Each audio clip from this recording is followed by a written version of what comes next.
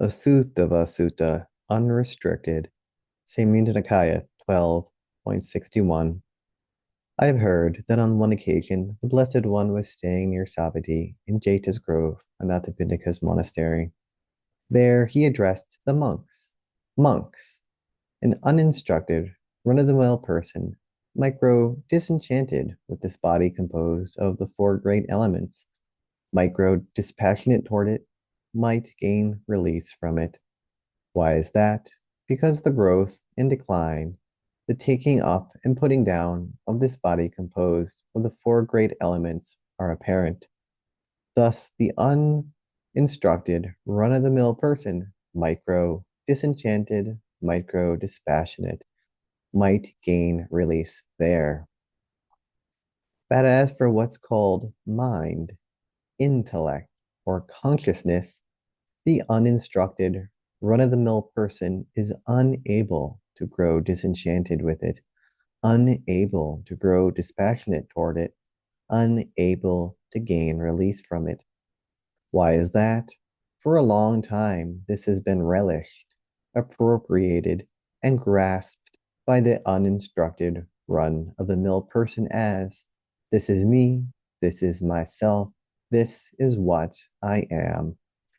Thus, the uninstructed, run-of-the-mill person is unable to grow disenchanted with it, unable to grow dispassionate toward it, unable to gain release from it.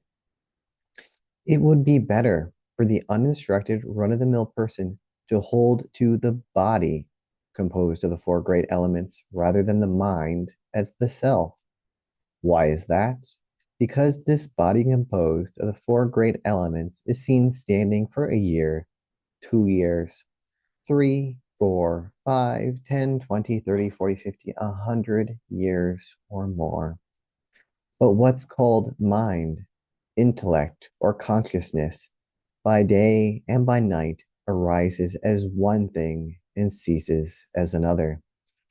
Just as a monkey swinging through a forest wilderness grabs a branch, letting go of that, it grabs another branch.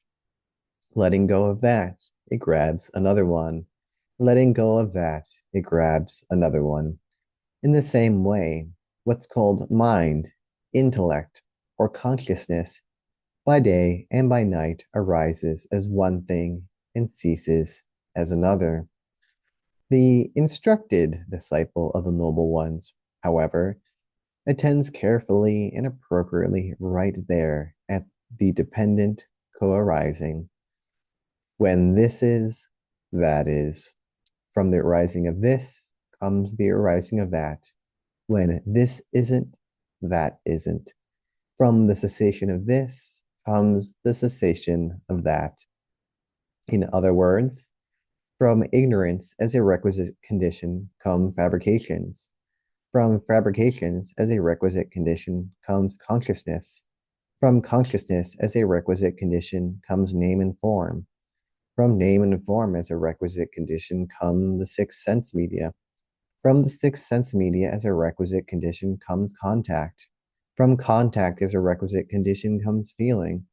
From feeling as a requisite condition comes craving. From craving as a requisite condition comes clinging/sustenance.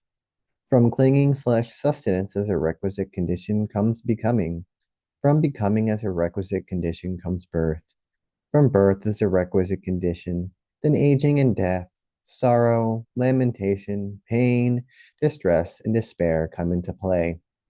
Such is the origination of this entire mass of stress and suffering. Now, from the remainderless fading and cessation of that very ignorance comes the cessation of fabrications. From the cessation of fabrications comes the cessation of consciousness. From the cessation of consciousness comes the cessation of name and form. From the cessation of name and form comes the cessation of the six sense media. From the cessation of the six sense media comes the cessation of contact. From the cessation of contact comes the cessation of feeling. From the cessation of feeling comes the cessation of craving. From the cessation of craving comes the cessation of clinging/sustenance. From the cessation of clinging/sustenance comes the cessation of becoming. From the cessation of becoming comes the cessation of birth. From the cessation of birth, then aging and death, sorrow, lamentation, pain, distress, and despair all cease. Such is the cessation of this entire mass of stress and suffering. Seeing thus, the instructed disciple of the Noble One grows disenchanted with form, disenchanted with feeling, disenchanted with perception, disenchanted with fabrications, disenchanted with consciousness. Disenchanted, he becomes dispassionate. Through dispassion, he is released. With release, there is knowledge. Released. He discerns that birth is ended, the holy life fulfilled, the task done. There is nothing further for this world. Note: the discussion here shifts from the framework of dependent co-arising to that of the five aggregates. It's a useful exercise to relate the two teachings, and three good places to start this exercise are Majjhima Nikaya 28, Samyutta Nikaya 12.2, and Samyutta Nikaya 22.5. Sadhu, sadhu, sadhu.